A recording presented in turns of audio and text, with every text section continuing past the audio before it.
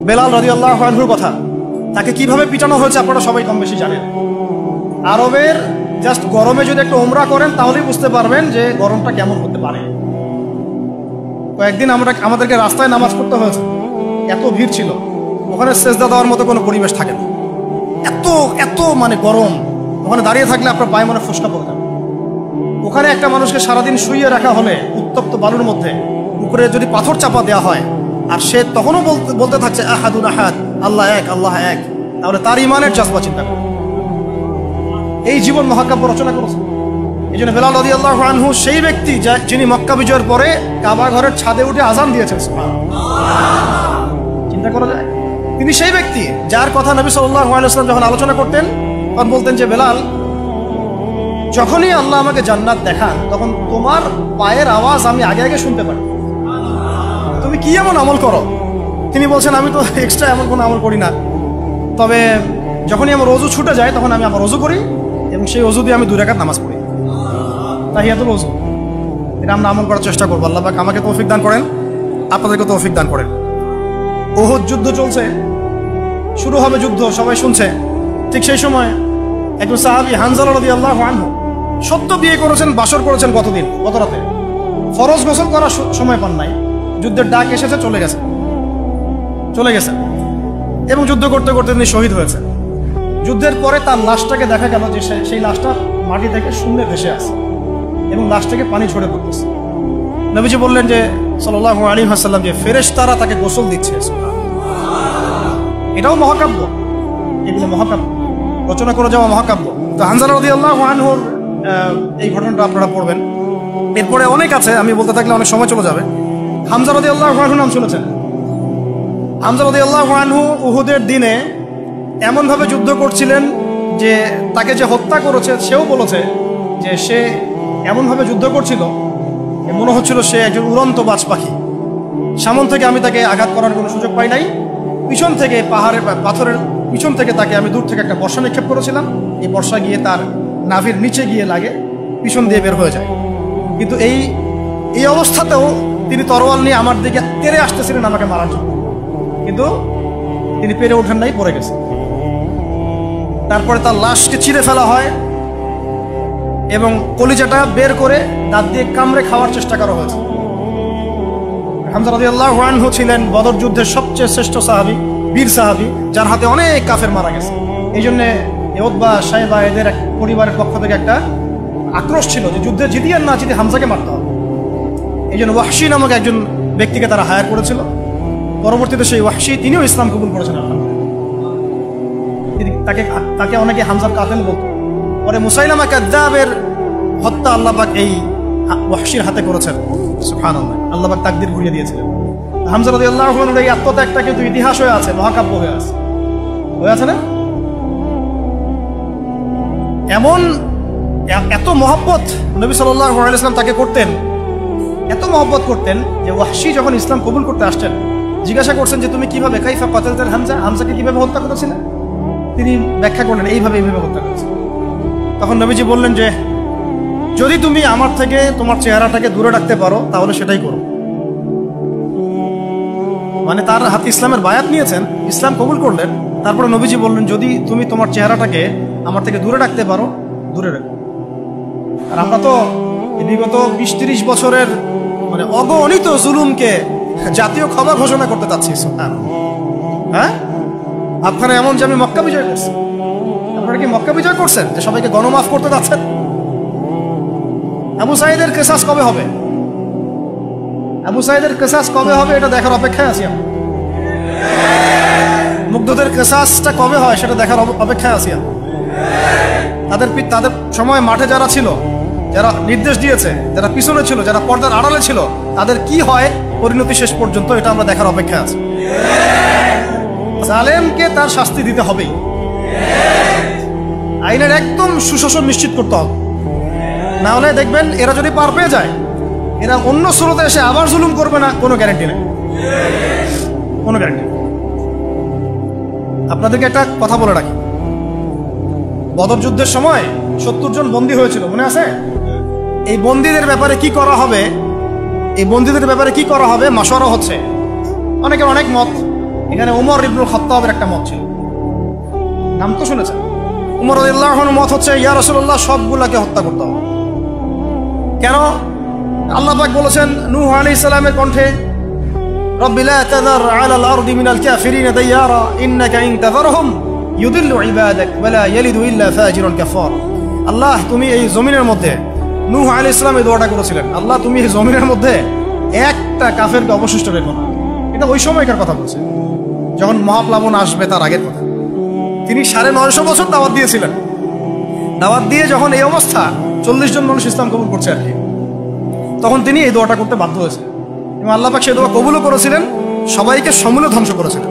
তো উমর রাদিয়াল্লাহু আনহু বলছিলেন, ইয়া রাসূলুল্লাহ, বদরের এই বন্দীদের ব্যাপারে আমার মাশওয়ারা হচ্ছে এটা, মুক্তিপণের দরকার নাই, হ্যাঁ, ওদেরকে অন্য কোনো দিকে ফোকাস করার দরকার নাই, এদের সবগুলোকে গর্দান নামায় দেন, শেষ, খালাস। এরা যদি থাকে পরে আপনার বিরুদ্ধে আবার ষড়যন্ত্র করবে। তো শেষমেশ তার রায়টা কিন্তু কবুল করা হয় নাই, বরং রক্তপণ এবং মুক্তিপণ নেওয়া হয়েছে এবং আরো অনেক পদ্ধতি অবলম্বন করা হয়েছে। কিন্তু সূরা আনফালে আল্লাহ রাব্বুল আলামিন ওমর রাদিয়াল্লাহু আনহুর এই মতটার প্রশংসা করেছে, করে দেখেন আপনি।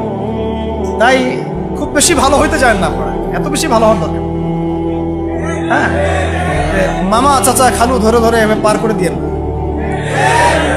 ও পার পেয়ে গেলে পরের বার আপনাকে পার করবে না। আপনারা ভুল করতেছেন। যাদের হাতে এরকম 100-200 ক্রস ফায়ারের রক্ত লেগে আছে, এদেরকে যদি আপনি মাফ করে দেন, তাহলে আপনার চেয়ে বড় আহাম্মক বোকা আর পৃথিবীতে কেউ নাই। কি বলেন এগুলো? ইসলামের বিধান হচ্ছে একজন মানুষকে যদি কেউ হত্যা করে অন্যায় ভাবে, তাকেও শাস্তির আওতায় এনে মৃত্যুদণ্ড কার্যকর করতে হবে। আর যাদের হাতে এরকম 10টা 20টা 30টা করে ক্রস ফায়ারের রক্ত লেগে আছে, আপনি ওদেরকে মাফ করে দিবেন? এত বেশি ভালো হইতে ইসলাম শিখায়নি তো আমাদের। এগুলো তো ভালো না, এগুলো বোকামি। এগুলো কি? এগুলো তো ভালো না, এগুলো হচ্ছে কি বোকামি। ইসলাম শিখায় আমাদেরকে ডিপ্লোম্যাটিক হতে, ম্যাচিউরড হতে। সুবহানাল্লাহ, আমি এগুলো দেখে খুব আসলে হতাশ, তাই একটু আক্রোশে কথা বলে ফেললাম, কিছু মনে করবো মানে আমি বুঝি না, আমরা এই সাইকোলজির সাথে যাই না। একজন ব্যক্তি যদি 10টা মানুষকে এভাবে নির্মমভাবে খুন করতে পারে, জবাই করে দিতে পারে, আপনারা তো জানেন না বিষয়গুলো। মানে একটা রুমে গিয়ে একদম বেদর পিঠে একজনকে হাত পা ভেঙে দিয়ে পরে পাশের রুমে এসে ভিডিও গেমস খেলতেছে, পাবজি ভিডিও গেমস খেলতেছে। এই মানুষগুলোকে আপনি যদি মাফ করে দেন, তাহলে তো আসলেই বলবো যে আপনার চেয়ে বড় আহাম্মক আর গর্ধপ আর কি বলবো, কি শব্দ ইউজ করবো, আপনার চেয়ে মানে জাতীয় প্রতারক আর কেউ নাই। আপনাদের মানে যদি এরকম কেউ করেন, তাহলে জাতির রিপ্রেজেন্টেটিভ হওয়ার যোগ্যতাই নেই আপনাদের। আমার কথা মাইন্ড করেন না, আমি একটা খোলামেলা কথা বলে দিলাম, কারণ এখন সব কথা কিছু কথা খোলামেলা আপনাদেরকে বলতে হবে, নাহলে অনেক কথা ইনসাফ হবে না। ইনসাফ করতে হবে, আল্লাহ পাক আমাদেরকে বড় তৌফিক দান করে দেন। আর 2-4টা বলে শেষ করছি। আপনাদেরকে একজন সাহাবীর নাম বলি, তালহা রাদিয়াল্লাহু আনহু। কি নাম? উহুদ যুদ্ধের দিন আল্লাহ নবী সাল্লাল্লাহু আলাইহি ওয়াসাল্লাম কিন্তু একটু বিপর্যয়ের মধ্যে পড়েছিলেন, মনে আছে? চারদিক থেকে তাকে আক্রমণ করা হয়েছে।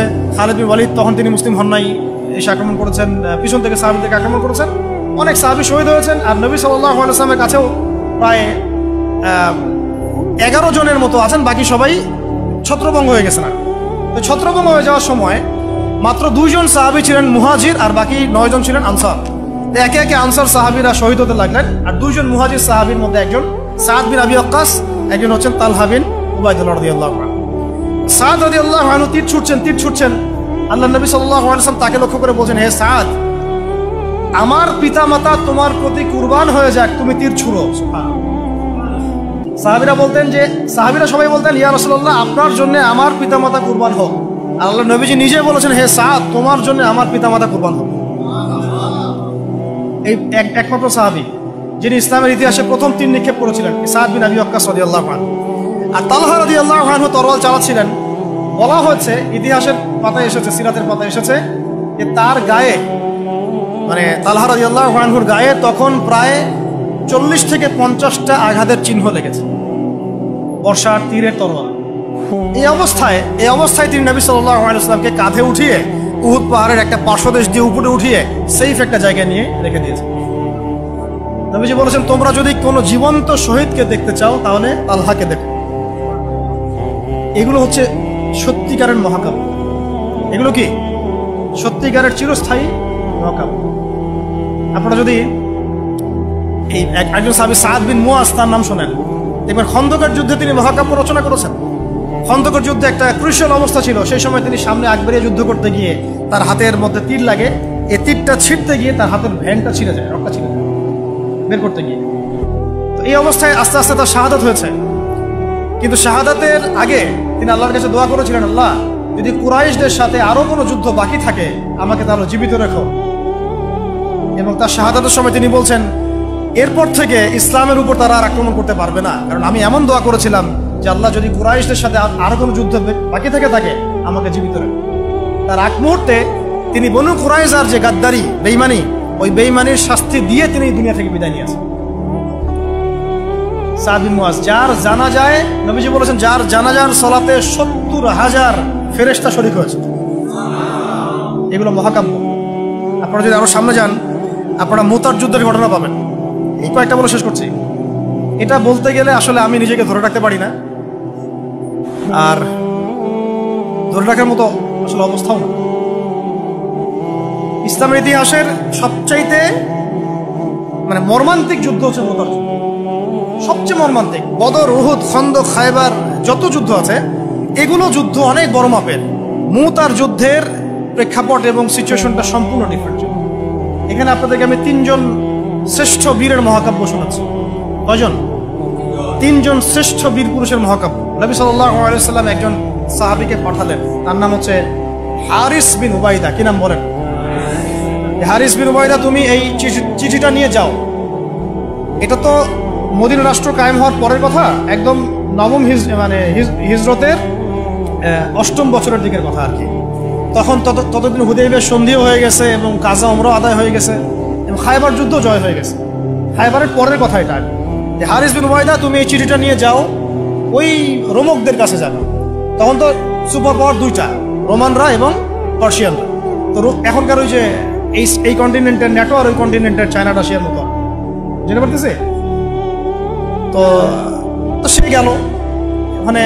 সুরাহবিল আল গাসানি একজন শাসক ছিলেন ওইখানকার সিরিয়ার। তো সে ওই চিঠিটা দেখে বলতেছে যে আচ্ছা ঠিক আছে, বসো, দেখি কি করা যায়। চিঠিতে লেখা আছে ইসলাম কবুল করেন, আল্লাহ পাক শান্তি বর্ষণ করবেন, তাসলিম তাসলিম। যে নবী সাল্লাল্লাহু আলাইহি ওয়াসাল্লাম চিঠি আছে না একটা রাষ্ট্রপ্রধানদের কাছে, সে চিঠি উদ্ধত আচরণ। আমি এখানকার আমির, আমাকে ওই মক্কার মেষপালকরা চিঠি পাঠায়? কে চিঠি নিয়ে আসছে? যে হারিস বিন উবাইদা। আচ্ছা, ওকে বসাও। হারিস বিন উবাইদা রাদিয়াল্লাহু আনহুকে রাষ্ট্রদূত, কিন্তু তিনি রাষ্ট্রদূতকে তারা নির্মমভাবে হত্যা করল। কথা বুঝতে পারছেন?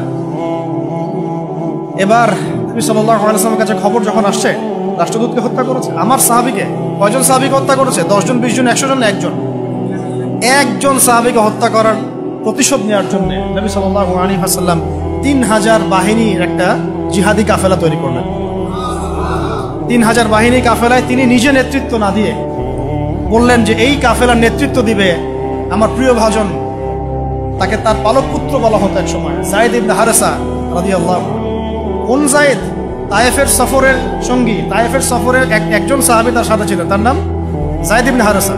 যখন তায়েফবাসী নবীজিকে মারছিলেন, যায়েদ ইবনে হারেসা রাদিয়াল্লাহু আনহু তার বুক দিয়ে নবীকে জড়ায় ধরেছিলেন যে আমার গায়ে আঘাত লাগুক, তার গায়ে না লাগুক। এই সাহাবী যায়েদ ইবনে হারেসা রাদিয়াল্লাহু আনহু, তাকে পতাকা দিয়ে বললেন এই মুতার যুদ্ধের আমির হচ্ছে যায়েদ ইবনে হারেসা। যদি যায়েদ ইবনে হারেসা শহীদ হয় তাহলে পতাকা বহন করবে জাফর ইবনে আবি তালেব, আমার চাচাতো ভাই। কোন জাফর? যিনি আবিসিনিয়ায় গিয়েছিলেন মুসলিমদেরকে নিয়ে হিজরত করতে, মনে আছে? যিনি বাদশাহ নাজাশির সামনে কুরআন তেলাওয়াত করার, সূরা মারিয়াম তেলাওয়াত করার কারণে বাদশাহ নাজাশির চোখ দিয়ে দরদর করে পানি পড়তে শুরু করেছে। ওই বাদশাহ নাজাশিও পরে ইসলাম কবুল করেছে, আলহামদুলিল্লাহ। জাফর রাদিয়াল্লাহু আনহু পতাকা বহন করবে যদি যায়েদ ইবনে হারেসা শহীদ হয়। এরপরে যদি জাফরও শহীদ হয়, পতাকা বহন করবে আমার আরেক প্রিয় ভাজন সাহাবী আব্দুল্লাহ বিন রাওয়াহা রাদিয়াল্লাহু আনহু। আব্দুল্লাহ বিন রাওয়াহা রাদিয়াল্লাহু আনহু, যাকে যে কোনো মুহূর্তে যদি বলতেন ইসলাম নিয়ে একটা শের বলেন, একটা কবিতা বলেন, ইনস্ট্যান্ট তিনি শের বলে ফেলতে পারতেন। এত সুন্দর, এত উন্নত কাব্য প্রতিভা ছিল তার মধ্যে। এই নষ্ট সংস্কৃতি না, তাদের সংস্কৃতি ছিল একেবারে খাঁটি তাওহীদের সংস্কৃতি।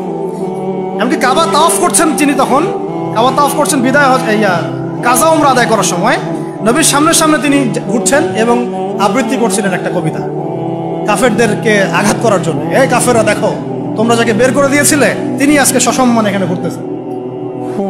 ওমর রাদিয়াল্লাহু আনহু বলছিলেন যে কাবা তাওয়াফ করার সময় তুমি এগুলো বলছো? নবীজি বললেন ওকে ছেড়ে দাও, সে এমন বাক্য তিলাওয়াত করতেছে, মানে এমন বাক্য সে চয়ন করেছে যেগুলো কাফেরের অন্তরে বর্ষার চাইতেও বেশি বিদ্ধ হচ্ছে, তাকে বলতে দাও। এই হলো আব্দুল্লাহ বিন রাওয়াহা রাদিয়াল্লাহু আনহু, নবীজির অত্যন্ত প্রিয় ভাজন সাহাবী। আব্দুল্লাহ বিন রাওয়াহা যদি শহীদ হয় তাহলে তোমরা তোমাদের মধ্য থেকে একজনকে আমির নিযুক্ত করে নিও। সাহাবীরা বুঝে ফেললেন এই সফরে আমরা তিনজনই শহীদ হতে যাচ্ছি, কারণ একটা সফরে কখনো তিনজন আমিরের প্রয়োজন হয় না, হয়। এবার তারা গেলেন, তারা কখনো আশাও করেন নাই ওখানে যা দেখবেন। ওখানে গিয়ে দেখলেন যে 1 লক্ষ রোমান সৈন্য সামনে এসে দাঁড়িয়েছে। কত লক্ষ? এবং একেবারে ফুল প্রশিক্ষিত, একদম ফুল আর্মড ফোর্স। আর এর সাথে তাদের সাহায্যকারী দলেও আছে আরো 1 লক্ষ সৈন্য। মোট কয় লক্ষ? এদিকে কতজন? যুদ্ধ হওয়া সম্ভব? আসলে কি সম্ভব? সম্ভব না। যুদ্ধ কিন্তু সম্ভব না। আমরা তো আগে সংখ্যা গরিষ্ঠ হওয়ার কথা চিন্তা করি। কোন যুদ্ধে ইসলাম সংখ্যা গরিষ্ঠতা দিয়ে জিতে নাই। ইসলাম জিতেছে ইমানের বদৌলতে, শুধু ইমানের বদৌলতে। আমরা সংখ্যা দিয়ে কখনো বিজয় লাভ করতে পারি নাই। এখন এবার সাহাবীরা মাশওয়ারা করতেছেন রাত্রেবেলা, আমরা কি করব? কালকে যুদ্ধ করব, নাকি মদিনায় ফিরে যাব, নাকি রাসূলকে খবর পাঠাবো, নাকি কোনো বিকল্প ফোর্স নিয়ে আসার ব্যবস্থা করব, কি করব? তখন সাহাবী ওই যে বললাম আব্দুল্লাহ বিন রাওয়াহা রাদিয়াল্লাহু আনহু দাঁড়ালেন। তরুণ সাহাবী, আপনাদেরকে বলছি, তরুণ সাহাবী দাঁড়িয়ে বলছেন যে হে আমার ভাইয়েরা, আমরা এখানে কি জন্য এসেছি? হয় আমরা এই যুদ্ধ করব, শহীদ হব, না হলে আমরা গাজী হব। আর আপনারা যে বিষয়টাকে ভয় করছেন আসলে কিন্তু আমরা সেটা পাওয়ার জন্যই এসেছি, তার নাম শাহাদাত। আপনারা যেটাকে ভয় করছেন যে আমরা এখানে গেলে মারা যাবো, ওটার জন্যই তো আমরা এত দূরে এসেছি। আমরা গাজী হই অথবা শহীদই হই, আমাদের জন্য আজর আল্লাহর কাছে লিখে থাকে। তো তার এই মানে এমন ইমানদীপ্ত ছিল ভাষণটা, আমি তো ওটা বলতে পারলাম না, আরবিতে তিনি বলেছেন। এতে মানে উৎফুল্ল হয়ে বা ইন্সপায়ার্ড হয়ে সাহাবীরা আর দ্বিতীয়বার ভাবলেন না, ঠিক আছে কালকে যুদ্ধ। এবার পরের দিন যুদ্ধ শুরু হল। এটা কি সম্ভব যুদ্ধ? প্রথমে যায়েদ ইবনে হারসা রাদিয়াল্লাহু আনহু পতাকা নিয়ে ঘোড়া ছোটায় আগায় যাচ্ছেন এবং একটা আঘাতও পিছন থেকে করার সাহস হচ্ছে না তাদের, সব আঘাত তারা সামন থেকে করছেন। এক পর্যায়ে যায়েদ রাদিয়াল্লাহু আনহুর এই মানে গায়ের মধ্যে তারা বর্ষা নিক্ষেপ করে। বর্ষা তো আগেকার বড় বড় বল্লম বর্ষা ছিল, এবং একটা বর্ষা তার গায়ে যখন লাগে তিনি পড়ে যান, এবং এই অবস্থা আস্তে আস্তে তার শাহাদাত হয়। পতাকা পড়তে দেন নাই, পতাকা নিয়ে নিয়েছেন জাফর ইবনে আবি তালিব রাদিয়াল্লাহু আনহু হাতে, এবং জাফর রাদিয়াল্লাহু আনহু যুদ্ধ করতে থাকেন, এত বীর বিক্রমে যুদ্ধ করতে থাকেন যে এক পর্যায়ে তিনি তার নিজের কালো এবং লাল ডোরাকাটা ঘোড়া ছিল, সেই ঘোড়ার পা নিজেই কেটে ফেলেন, যে আমার যেন পালিয়ে যাওয়ার মন না ওঠে, তারা যেন আমার ঘোড়া ইউজ করতে না পারে। সাহাবীরা বলছেন তার শাহাদাতের পরে তার বডির মধ্যে আমরা এরকম 50টা থেকে 60টা এরকম আঘাতের দাগ দেখেছি। একটাও দেহের পিছনে ছিল না, সব সামনে ছিল। যুদ্ধ করতে করতে এক পর্যায়ে তার ডান হাতটা কেটে পড়ে যায়। এরপরে তিনি বাম হাতে পতাকা উঠায় নেন, কাফেররা বাম হাতটাও কেটে ফেলে। এরপরে তিনি বুকের সাথে পতাকাটাকে এইভাবে জড়িয়ে রাখেন, বুকের সাথে পতাকাটাকে এইভাবে জড়িয়ে রাখেন, পতাকা পড়তে দেন নাই। একজন রোমান সৈন্য তাকে আঘাত করে এবং তার দেহটা দ্বিখণ্ডিত হল। এই খবর নবী সাল্লাল্লাহু আলাইহি ওয়াসাল্লাম ওই মদিনায় বসে বসেই পাচ্ছিলেন। তিনি বললেন এই মাত্র যায়েদ শহীদ হলো, এই মাত্র জাফর শহীদ হলো। একটু তিনি কান্নার ভাব চলে আসলো। একটু পরে নবীজি হেসে দিলেন। সাহাবীরা বলছেন আপনি হাসছেন কেন আসলো? তিনি বলছেন যে জাফর এর ডান হাত প্রথমে কেটে গেছে, তারপর বাম হাত কেটে গেছে। আল্লাহ রাব্বুল আলামিন তাকে এই 2টা কাটা হাতের বিনিময়ে জান্নাতে 2টা বড় বড় পাখা দিয়েছে। এটা দিয়ে তিনি জান্নাতে ঘুরে বেড়াচ্ছেন আর ফল খাচ্ছেন। তার নাম হয়ে গেল জাফর আত-তাইয়ার, জাফর আত-তাইয়ার, পাখাওয়ালা। এরপরে পতাকা হাতে নিলেন সেই আব্দুল্লাহ বিন রাওয়াহা রাদিয়াল্লাহু আনহু। তিনিও তো বীর বিক্রমে যুদ্ধ করতে লাগলেন। এক পর্যায়ে তিনি একটু কান্না করেছিলেন। সাহাবীরা বলছেন আপনি কি ভয় কান্না করতেছেন? জি না, আমি ভয় কান্না করছি না, বরং কোরআনের একটা আয়াত আমার মাথায় আসছে বলে আমি কান্না করছি। সে আয়াতটা ছিল সূরা মারিয়ামের মধ্যে, ওয়া ইম মিনকুম ইল্লা ওয়ারিদুহা কানা আলা রাব্বিকা হাতমান মাকদিয়া, একটা আয়াত আছে কোরআনে সূরা মারইয়াম। এটা হচ্ছে আপনার রবের একেবারে একটা চিরনির্ধারিত একটা বিষয় যে তোমাদের সবাইকে, আবার বলছি, ওয়া ইম মিনকুম ইল্লা ওয়ারিদুহা কানা আলা রাব্বিকা হাতমান মাকদিয়া, মানে তোমাদের সবাইকেই আবশ্যিকভাবে, ম্যান্ডেটরি ভাবে এই জান্নাত জাহান্নামের উপর অবস্থিত এই পুল সিরাত পার হতেই হবে। এটা তোমার রবের একটা প্রাচীন একটা মানে স্টেটমেন্ট, এটা তোমাকে করতেই হবে, সবাইকে করতে হবে। এই আয়াতটা মনে হয় আমার কান্না আসতেছে। একজন তাকে একটা হাড্ডিওয়ালা গোশত এনে দিয়েছিল, তিনি সেই গোশতটা খাওয়ার জন্য চেষ্টা করছিলেন, পরে একটা কামড় দিয়ে ফেলে দিয়েছেন, একটা কামড় দিয়ে ফেলে দিয়েছেন। তারপরে তিনি ছুটলেন যুদ্ধ করার জন্য, এবং ওই সময় একটা কবিতা আবৃত্তি করেছেন, হে আমার মন, হে আমার মন, তোমার নফস হয়তো চাচ্ছে, তুমি হয়তো চাচ্ছ এখান থেকে পালিয়ে যাওয়ার জন্য, জেনে রাখো সামনে তুমি যা দেখছো এর পিছনেই আছে জান্নাত। শেষমেশ কি জীবন দেখেন, কি কি ব্যক্তিত্ব, কি ক্যারেক্টার, কেমন গায়রত, কেমন ইজ্জত, কেমন সম্মান, কি জীবন। এরপরে তিনিও শহীদ হলেন, পতাকা হাতে তুলে নিলেন আল্লাহর বীর খালেদ বিন ওয়ালিদ রাদিয়াল্লাহু আনহু, তাকে পতাকা দেওয়া। তিনি কিন্তু নতুন মুসলিম হয়েছেন। উহুদের যুদ্ধের যে ক্রাইসিস, এটা কিন্তু তার হাতে। কাজা ওমরা আদায় করতে গিয়ে নবীজি চিঠি লিখে দিয়েছেন, ছোট্ট করে একটা, একজনের দ্বারা লিখিয়েছেন যে খালিদকে চিঠিটা পৌঁছে দিও। ওখানে লেখা আছে, খালিদ তুমি যদি কাফেরদের পক্ষ অবলম্বন না করে মুসলিমদের পক্ষ নিতা কতই না ভালো। ঠিক আছে, এই একটা লেখা, একটা চিঠি খালিদ রাদিয়াল্লাহু আনহু একবারে কলিজাটা কাঁপায় ফেলছে। তিনি মক্কা থেকে মদিনায় গিয়ে নিজে ইসলাম কবুল করে আসছেন, এবং নবী সাল্লাল্লাহু আলাইহি ওয়াসাল্লাম তাকে কিন্তু আন্ডারস্টিমেট করেন নাই। তার হাতে উল্টা তরোয়াল উঠাই দিয়ে বলছেন যে আজকে থেকে এই তরোয়াল তোমার, এবং তোমার নাম হচ্ছে সাইফুল্লাহ, তুমি আল্লাহর তরবারি। এরপর থেকে তিনি প্রায় ৮০-৯০টা যুদ্ধ করেছেন, সবগুলোতে জয়লাভ করেছেন। ওই খালিদ রাদিয়াল্লাহু আনহু পতাকা তুলে নেন মোতার যুদ্ধে। তারপরে সিরাতের মধ্যে আসছে, তিনি বলছেন নিজের ভাষায় যে ওই দিন আমার হাতে ৯টা তরোয়াল ভেঙে গেছে। যুদ্ধ করতে করতে করতে করতে ওই দিন আমার হাতে 9টা তরোয়াল ভেঙে গেছে। তিনি ছিলেন যুদ্ধ কৌশল অত্যন্ত পারদর্শী, হুটে হাটে কোনো কাজ করতেন, অনেক পারদর্শী। তিনি ডানের সৈন্যকে বামে নিয়ে আসছেন, বামেরটাকে ডানে নিয়ে গেছেন, সামনেটাকে পিছনে নিয়ে আসছেন, পিছনেটাকে সামনে নিয়েছেন। বর্ষা যারা ছিল তাদেরকে পিছনে নিয়ে আসছেন, তীরন্দাজদেরকে সামনে দিয়েছেন, মানে ওদেরকে ভেবা চাকা খাওয়াই দিয়েছেন যে ওরা মনে করতেছে এরা মনে হয় অনেক, হ্যাঁ এরা মনে হয় আরো বিকল্প ফোর্স নিয়ে আসছে মনে হয়। ওরা আস্তে আস্তে পিছনের দিকে যাওয়া শুরু করতেছে, আর এদিকে মুসলিমরা একটু একটু করে সেফ জোনে আসার চেষ্টা করতেছে পিছনের দিকে। ওরা ভাবতেছে পিছনের সামনে যদি আগাই হয়তো পিছন থেকে ওরা আরো সৈন্য নিয়ে আসছে, আমাদেরকে আক্রমণ। এই আল্লাহ পাক ভয় চাপাই দিলেন, এরা পালায় চলে গেল।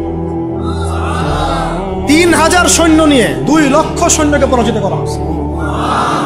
খালিদ রাদিয়াল্লাহু আনহু বললেন আমার হাতে সেই দিন ৯টা তরোয়াল ভেঙেছে, আর শেষমেশ ছোট্ট একটা ইয়েমেনি চাকু দিয়ে আমি যুদ্ধ করেছি। তাহলে চিন্তা করেন কত কাফের মারা গেছে।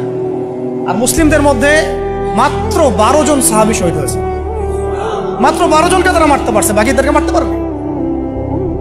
এইগুলো হচ্ছে মহাকাব্য, জাজল্যমান মহাকাব্য, যেগুলো আমাদের এই প্রজন্মকে জানানো উচিত এবং আপনাদের মাথায় থাকা উচিত।